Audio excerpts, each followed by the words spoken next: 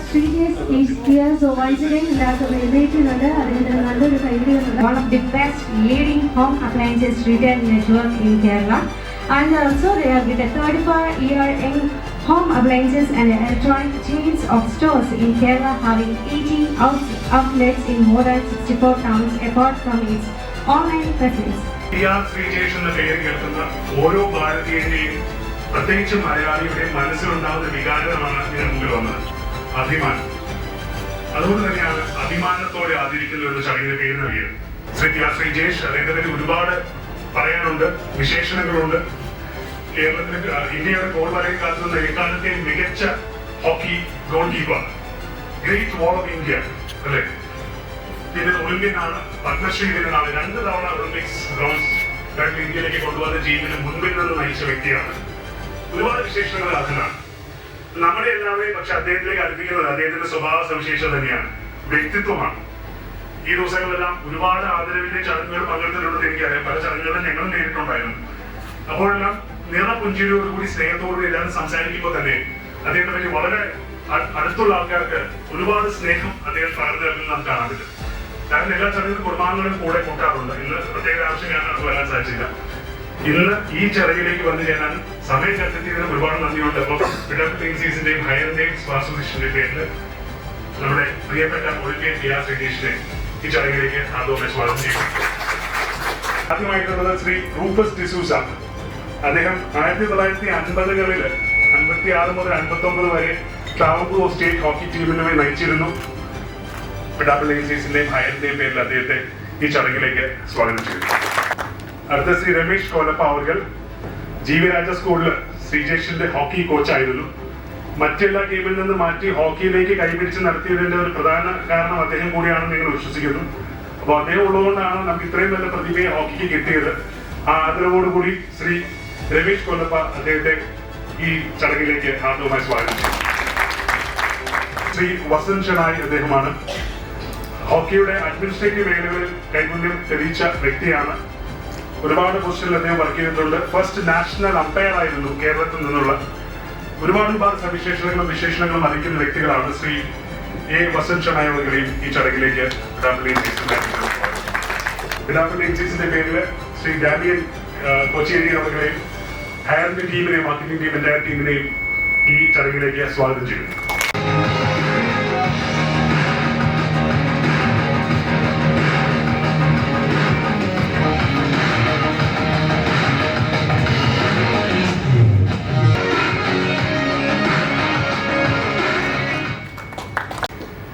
പിഡബ്ല്യു agencies 2022-ലാണ് ശ്രീജേഷിനെ brand അംബാസഡറായിട്ട് തിരഞ്ഞെടുക്കുന്നത്. ശ്രീജേഷിന് ഒട്ടും സമയമില്ല. ഷൂട്ടിന് വരുമ്പോൾ പോലും ഒരു ദിവസത്തേക്ക് ബാംഗ്ലൂരിൽ പറന്നു വന്ന് അന്ന് തന്നെ തിരിച്ചു പോയാണ്. അപ്പോൾ ആ ഒരു ശേഷം ഒരിക്കലും ശ്രീജേഷ് കിട്ടിയിട്ടുണ്ടെന്ന് എനിക്ക് തോന്നുന്നു. ഒരു പ്രാവശ്യം അവാർഡിന് മാത്രമേ ശ്രീജേഷ് കിട്ടിയിട്ടുള്ളൂ. 1 വർഷത്തെ കോൺട്രാക്ട് കഴിയുമ്പോൾ ഞങ്ങൾ പരസ്യത്തിൽ നിന്ന് ശ്രീജേഷിന്റെ പേര് മാറ്റി. നേരെ എന്തെങ്കിലും ടെക്നിക്കൽ ഒബ്ജക്ഷൻ വരണ്ടെന്ന് വിചാരിച്ചിട്ട് പലരും എന്നിട്ട് ജീവിതമാണ്. കഴിഞ്ഞ വർഷത്തെ പരസ്യത്തിൽ നിന്ന് ശ്രീജേഷിന്റെ ഫോട്ടോ വയ്ക്കാത്തത്, ഈ വർഷത്തെ പരസ്യത്തിൽ നിന്ന് ശ്രീജേഷിന്റെ ഫോട്ടോ വയ്ക്കാത്തത്. അന്ന് ഹോർഡിങ്ങും ടിവിയിലും തിയേറ്ററിലും ഒക്കെ നിറച്ച് ഞങ്ങൾ പരസ്യം ചെയ്തു. കോൺട്രാക്ട് പുതുക്കാതിരുന്നുകൊണ്ട് ഞങ്ങൾ പരസ്യത്തിൽ പേര് മാറ്റി. ഞങ്ങൾ ഹൃദയബന്ധം കൂടിയേ ഉള്ളൂ. ഇടയ്ക്കിടയ്ക്ക് ഞാനിടയ്ക്ക് ശ്രീജേഷ് വിളിക്കുകയോ മെസ്സേജ് അയക്കുകയോ ഒക്കെ ചെയ്ത് ശ്രീജേഷ് നമ്മുടെ സ്വന്തം ആളായിട്ട് മാറി. അതോടൊപ്പം അതിനു മുമ്പ് ശ്രീജേഷ് ഞങ്ങളുടെ കസ്റ്റമറാണ്. ശ്രീജേഷ് ഫാദർ ഞങ്ങളുടെ കസ്റ്റമറാണ്. ഞാൻ വിദേശത്ത് വർക്ക് ചെയ്യും. ഫാദറിന്റെ ക്ലോസ് ഫ്രണ്ട് എൻ്റെ അരാമകയിൽ എൻ്റെ കൂടെ വർക്ക് ചെയ്തിരുന്നതാണ്.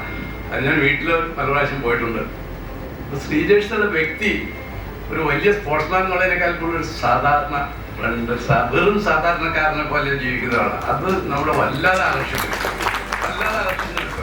ഒരു വീട്ടിലൊക്കെ ഒരു ശ്രീജേഷിനെ പെടുന്ന ഇന്ന് സച്ചിൻ ടെണ്ടുൽക്കറോ അല്ലെങ്കിൽ അതുപോലെ മറ്റ് കളികളിലുള്ള പ്രതിഭകളെക്കാൾ എത്രയോ ഉന്നതനാണ് ശ്രീജേഷ്. ഭാരതത്തിന് ഭയങ്കര അഭിമാനം. ഈവൻ ലോക ഹോക്കി പോലും ആദരിക്കുന്ന വ്യക്തിയാണ് ശ്രീജേഷ്. എന്തുകൊണ്ടോ വേണ്ട റെക്കഗ്നീഷൻ പിടിക്കിട്ടില്ല. പുള്ളി അതിന്റെ ജാടയില്ലാത്തതുകൊണ്ടാണ് ഞാൻ വിശ്വസിക്കുക. തെരച്ചൊരു ജാട ഉണ്ടാക്കിയ പക്ഷേ എല്ലാവർക്കും കൂടുതൽ. കാരണം ഇന്ത്യയുടെ 18 വർഷത്തോളം കഴിഞ്ഞ 20 തുടർച്ചയായിട്ട് ഇതിന്റെ ലോകത്തിന്റെ ഏതെങ്കിലും പ്ലെയർ ഇത്രയും നീണ്ടകാലം ഒരു നാഷണൽ ടീം ഉണ്ടായിട്ടുണ്ടോ എന്ന് എനിക്ക് സംശയം. ഈവൻ ഒരു ഗെയിമും ഉണ്ടായിട്ടുണ്ടാവില്ല. ഫുട്ബോളിലാണെങ്കിലും ക്രിക്കറ്റിലാണെങ്കിലും 20 കൊല്ലമൊന്നും ക്രിക്കറ്റ് കണ്ടിന്യൂസ് ആയിട്ട് നാഷണൽ പ്ലെയർ ആയിട്ട് കളിച്ചിട്ടുണ്ടാവില്ല. അത്രയും വലിയൊരു പ്രതിഭയെ അറിയാതെയൊക്കെ വേണ്ട രീതിയിലുള്ള റെസ്പെക്ട്. ഈ രണ്ടാമത്തെ ഒളിമ്പിക്സിൽ 70 സ്കൂളുകളിൽ ഫുട്ബോൾ ടീം ഉണ്ടായി. ജേഴ്സിയും ബോളും ഒക്കെ ഉണ്ട്. അതും ലേഡീസ് സ്കൂളുകൾ ഉൾപ്പെടെ, വനിതാ ഫുട്ബോൾ ഉൾപ്പെടെ. അതൊരു വലിയ നേട്ടമായിട്ട് ഞങ്ങൾ മനസ്സിൽ സൂക്ഷിക്കും. കാരണം ഒരു സ്പോർട്സ് താരത്തെ ബ്രാൻഡ് അംബാസഡർ ആക്കണം. സാധാരണ എല്ലാവരും ബിസിനസ്സാണെങ്കിൽ ഒരു സെലിബ്രിറ്റിയാക്കി സിനിമാക്കാരനെ ഉണ്ടാക്കും. ഒരു സിനിമാക്കാരൻ മലയാള സിനിമയിലെ ഏറ്റവും വലിയ പ്രതിഭയാണ് മമ്മൂട്ടി പോലെ. ഞാൻ കുറച്ച് കാണിക്കില്ല, പക്ഷെ അതിനേക്കാൾ എത്രയോ ഉണ്ടെന്നാണ് ശ്രീജേഷ്. അത് മലയാളത്തിൽ കേരളത്തിൽ സൗത്ത് ഇന്ത്യ മാത്രം ഒതുങ്ങുന്നൊരു സ്ത്രീയാണ്. അങ്ങനെ കിട്ടുന്നതിൻ്റെ 100 അങ്ങനെ കിട്ടുന്ന 100 ഇരട്ടി അഭിമാനം ഉണ്ടാവേണ്ട ആളാണ്. ഇന്ത്യക്ക് വേണ്ടി സ്വർണ്ണങ്ങൾ വരുന്നു. ഒളിമ്പിക്സ് മാത്രമല്ല, കോമൺവെൽത്ത് ഗെയിംസും ഏഷ്യൻ ഗെയിംസും അതുപോലെ നിരവധി ഗെയിംസുകൾ ഇന്ത്യയുടെ അഭിമാനം, ഇന്ത്യയുടെ കൊടി ലോകത്ത് മുഴുവൻ പാറിപ്പിച്ച ആളുകൾ ഒരാളാണ്. എനിക്ക് പറയുന്നതിന് ഭാരതത്തിന്റെ കൊടി. അതുകൊണ്ടാണ് ശ്രീകൃഷ്ണൻ ഏതെല്ലാം അവസരത്തിൽ കിട്ടിയാലും ആദരിക്കുന്നു. ബ്രാൻഡ് അംബാസഡർ ആയിരുന്നുകൊണ്ടല്ല, ബ്രാൻഡ് അംബാസഡർ എന്നാണ് മനസ്സിലുണ്ട്. ഞാൻ പറഞ്ഞില്ല, ഞാൻ പരസ്യത്തിൽ ബ്രാൻഡ് അംബാസഡർ ഉപയോഗിക്കാറില്ല. പക്ഷേ ഈ ആദരവും സ്നേഹവും എന്ന് ശ്രീജേഷ് തിരിച്ചും തരുന്നത്. ശ്രീജേഷ് വീട്ടുകാരോട് ഞാൻ കഴിഞ്ഞ ദിവസം കണ്ടപ്പോൾ ഫാദറിനും മദറിനെ കുറിച്ച് എല്ലാവരോടും വരാൻ ചോദിച്ചത് നിന്ന് പെട്ടെന്ന് അസൗകര്യം ഒന്നുകൊണ്ടാണ് ഒരു വരാത്തത്. ഒരു കുടുംബ ബന്ധമായി ചെയ്യുന്നത് ശ്രീജേഷ്. അപ്പം അത്ര അടുപ്പമുള്ള, അത്ര സ്നേഹമുള്ള, അത്ര എളിമയുള്ള ഒരു വലിയ സ്പോർട്സ്മാനാണ് ശ്രീജേഷ്. വലിയെന്ന് പറഞ്ഞപ്പോൾ ഞാൻ അങ്ങേരുടെ ഒരാളുടെ പിടിക്കൊണ്ട് മാത്രം നമ്മൾ സേവിക്കുക, അല്ലെങ്കിൽ ഒരിക്കലും സേവിക്കുന്നില്ല. ഒറ്റ ഒരാളുടെ ശ്രീജേഷ് മാത്രം പിടിക്കൊണ്ടാണ് സേവിക്കുക, അല്ലെങ്കിൽ നമ്മൾ നന്ദി പള്ളി നോക്കിക്കും.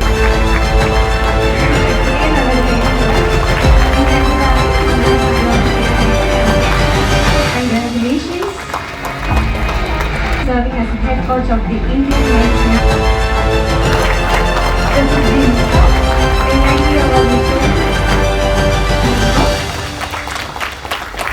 Congratulations. നേരത്തെ പറഞ്ഞ പോലെ ശ്രീജേഷിന്റെ ഒരു ആകർഷണീയത എന്ന് പറയുന്നത് അദ്ദേഹത്തിന്റെ വിനയമാണ്. എല്ലാവരുമായിട്ടും വളരെ സ്നേഹത്തോടെ ഇടപഴകുന്ന, താൻ ഇങ്ങനെ ഒരു വലിയൊരു സെലിബ്രിറ്റി ആണ് എന്നുള്ള യാതൊരു ലാഞ്ചനയും ഇല്ലാതെ ഒരു സാധാരണ മനുഷ്യനെ പോലെ അത്യപൂർവമായിട്ടാണ് ഇങ്ങനെയുള്ള ഒരു ക്വാളിറ്റി ഉള്ള സ്പോർട്സ് ഫീൽഡിൽ നിന്ന് ആൾക്കാരെ നമ്മൾ കാണുന്നത്.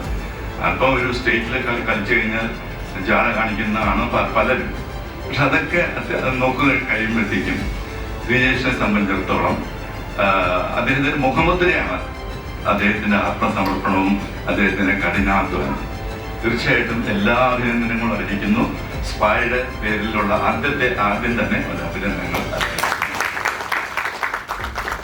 അന്ന് ഒരു മെഡൽ കിട്ടാൻ വേണ്ടി കൊതിച്ച് നമുക്ക് എല്ലാവർക്കും 2 മെഡൽ സമ്മാനിച്ചുകൊണ്ടാണ് ശ്രീജേഷ് റിട്ടയറായത്. അതിന് പ്രത്യേകം നന്ദിയുണ്ട്. പ്രത്യേകം പറഞ്ഞാൽ ചെറിയ നന്ദിയൊന്നുമല്ല, പിന്നെ ഈ ഇപ്രാവശ്യത്തെ മെഡൽ കിട്ടിയ ഒരു പ്രത്യേകത കൂടി ഉണ്ട്. ശ്രീജേഷ് റിട്ടയർമെന്റ് മെഡലാണ്.